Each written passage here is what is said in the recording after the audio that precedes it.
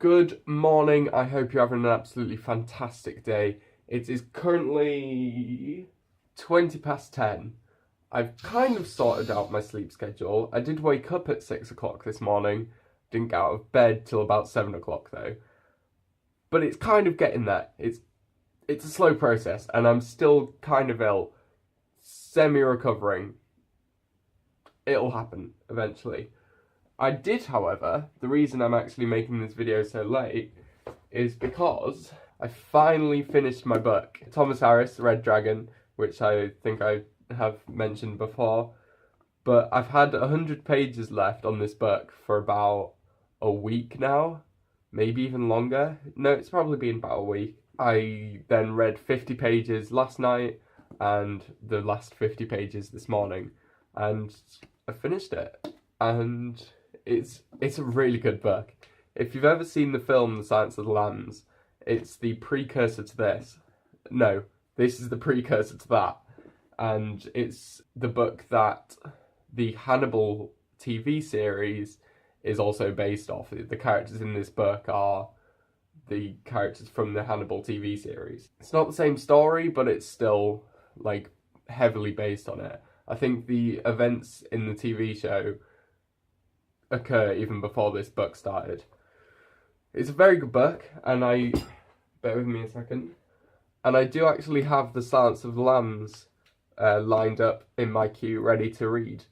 This is, I think, the same length. Yeah, pretty much the same length. And this one's hardback. It's like the only hardback that I own, because you don't really get many used hardbacks for cheap, but this was cheap, so I got it.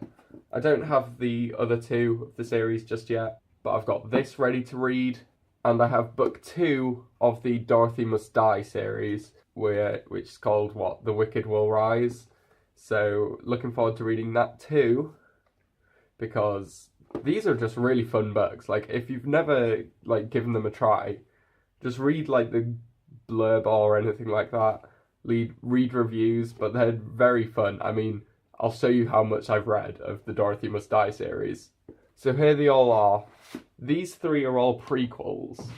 There's in total 9 prequel stories, so 0.1, 0.2, 0.3, etc. They're normally only available through ebooks, but then she put them all together in actual book form. So there's 1 through 3, 4 through 6, and 7 through 9 in that one. And then, of course, number 1 of the actual series. And then I've got number 2 lined up. So in total, I've got 5 Dorothy Must Die books, and there's still 2 more after that one. But next up on my reading list is Philip Roth, Indignation. Really excited to read this. It's a very, very short story. It's only 230 pages, so really short, very quick, but it sounds really good. And I actually got it because I watched the film, and oh my god, is that an amazing film. If you haven't seen it, go and watch it. Indignation. I think it came out 2016, I believe. It was very popular at Sundance Film Festival. I think, don't quote me on that. But yeah, really excited to read this. This is what I'm going to be reading for the next, hopefully, 2 or 3 days. Hopefully I can get through it that fast, because I've only got 2 books left until I complete my Goodreads challenge. I did set myself 25 books this year, and that's a lot more books than I normally read in a year. I normally, before this, would struggle to read 1 book a year. I've never been a big reader, and I think I might have talked about this before, but I've never used to read as a kid, and now I feel like I'm playing catch up with a lot of books that, I've been reading.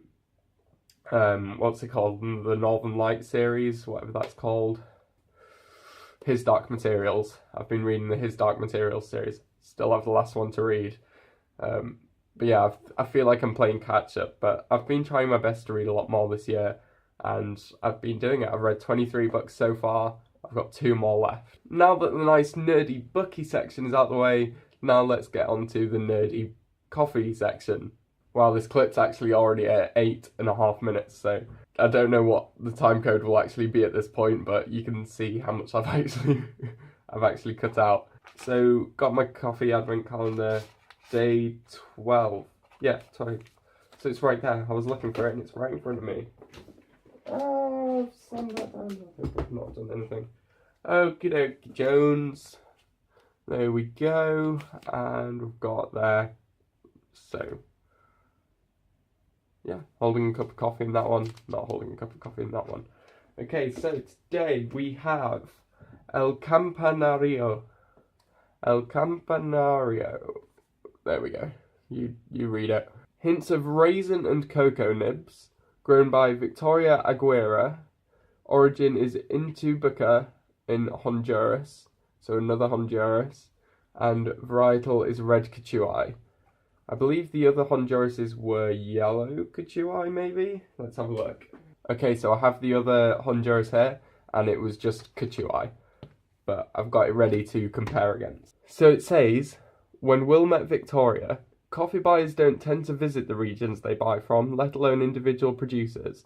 So when Will suggested he visit Finca Campanario, the farm's owner Victoria didn't believe he'd actually turn up. When she did, she was thrilled to show him the investments she's made in her farm and workers with the extra money we pay her.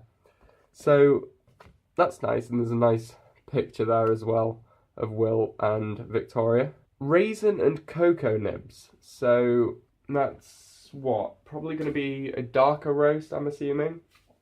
Raisin, quite dark notes, especially cocoa in there. Medium to dark I'm going to go for, which is strange because we had a quite dark roast yesterday, so who knows? We'll see. Let's just open it up. There we go. Actually, I'm still ill, so I can't fully smell it, but it smells a lot lighter again than I was initially expecting, so maybe a medium. So I'll go make this and we'll see what it's like. Okay, I'm back. By the way, roast profile, definitely a medium. I was also filling out the 33 Coffees book while it was brewing, and I am actually on my last page. It's so sad. There we go. There's all the details ready and ready to fill out. It's weird. It's the last page of my 33 Coffees book, and I noticed something strange. If you can see there, excuse my awful handwriting. Date started was the 12th of April 2017. Date completed was the 12th of December 2017. Exactly 8 months later, I've completed my 33 coffees. Obviously, I haven't put every single coffee I've ever drank in that time in here. I would have many, many, many books.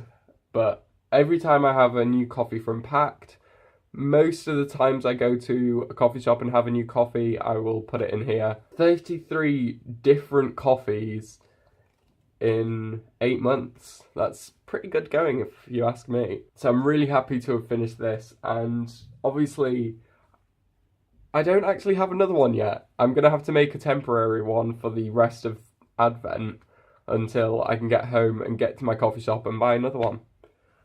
Anyway, let's get on to actually trying and tasting the coffee. So I'm just going to do my best with my blocked nose and illness. It really sucks being ill, but it's winter, it always happens. So there's a really ripe grape nose to it, which is strange because it's raisin, it's the opposite. You're supposed to get the dried fruitness of the raisin instead of but it's definitely a ripe grape I'm getting. Like a white grape. It just smells quite delicate, to be honest. But I don't know if that's just me being ill. Anyway, let's just try it.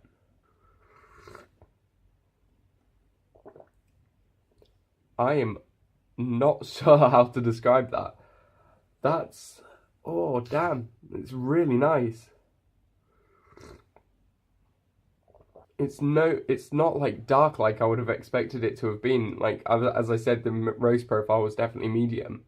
But then raisin and cocoa nib notes would really lead me to thinking it would be a lot darker. And raisin as well. I'm definitely getting more of a ripe grape than a dried raisin. Although that raisin is, I guess you could argue it would be raisin actually. I guess you could argue either way. I don't know. It's sweet, so maybe that's the dried raisin. It's a very delicate acidity, which you might associate with a grape, but that jammy acidity is definitely there for the dried fruit side. So I guess you could argue either way, depending on whether you're focusing on sweetness or the acidity. Chocolate, I guess it's really delicate, like I don't personally know what cocoa nibs actually taste like. I imagine them to be quite delicate though, like not a in-your-face chocolate flavour, but quite like a mild bitterness to them. And there is definitely a mild bitterness here.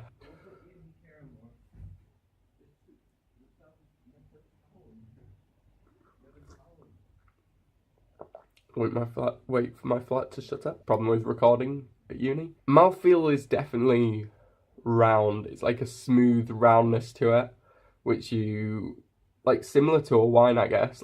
Like keeping it along the grape raisin, keeping it on the grapevine. There we go. Keeping it along that on them tracks. It's definitely like a wine, like a white wine. I guess you could. It's got like, saying white wine now, it's very similar in like to a white wine, really. It's got them white grape notes. It's got the white grape. It's nowhere near as like acidic or as bitter as a white wine would be, and that's where the raisin comes into play, I guess. But it's a very nice coffee. I really enjoy it actually. If we compare it to the other Honduras as well. So comparing it to the Honduras we had from, I don't know what day it was, but it was the Integral Cypress coffee. It was on day 8, and that was not a good coffee, apparently. I really didn't mark it well. I gave it 1.5 stars, which is easily the lowest in this book. Not great. I said the grinds had an amazing aroma. The nose is subtle, notes are severely subtle, there's really not much to it, and described as apricot lemon acidity, but from what I can gather I didn't actually think that was true. So that Honduras I didn't think was great. This one, however, I think is definitely really nice. I'll probably give this 3.5 stars, I reckon. I don't think it's good enough for 4.5, 5, but I think 3.5 is a good level for it to be at. It's a really nice white wine delicacy, I reckon. Delicacy? It's delicate. Delicacy. I know delicacy is used differently, but how would you say? I don't know. I'm not good at English. And I will leave it there. So, P.S. Call me Cameron.